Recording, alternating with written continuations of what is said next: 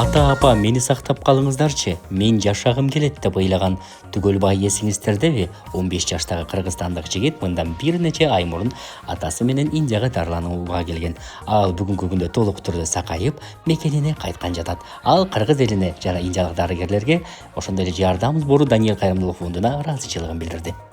Ата-апа, мени сактап алгыч, мен жашагым келет.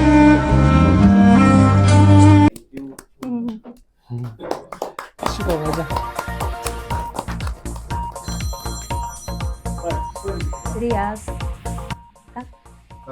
Паран. Спасибо вам большое, что вы, можно сказать, даже вы подарили нашу Түгөлбай вторую жизнь. За это вам очень благодарны. Низкий поклон нашей семьи. Будьте всегда здоровы, вашим семьям, вашим родителям большое спасибо. Вот мы с таким надеждой приехали, что вот вы оправдали нашу надежду. Дай Бог вам здоровья. Спасибо большое. Thank you very much, and may Allah bless you for your okay.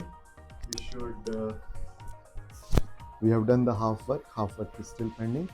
So as the time passes by, I hope all the 4 children, especially Түгөлбай, he gets better and better and better. So he just continue the medications, and inshallah in another 1 to 2 years he will be free of all medications. He will start going to school and he will become normal like everybody else. И мы еще хотим сказать, что спасибо еще вашему команду, вот Анас, Мунир, вот эти парни, еще у вас девушка есть, который. И самое главное, что наши Даниэль, фонд Даниэль, Жанабек и Талай, вот им огромное спасибо, что они сюда нас направили, привезли, вот до сих пор, с начала до конца вот с нами ходят. Всем большой большой команде большое спасибо. Thank you very much.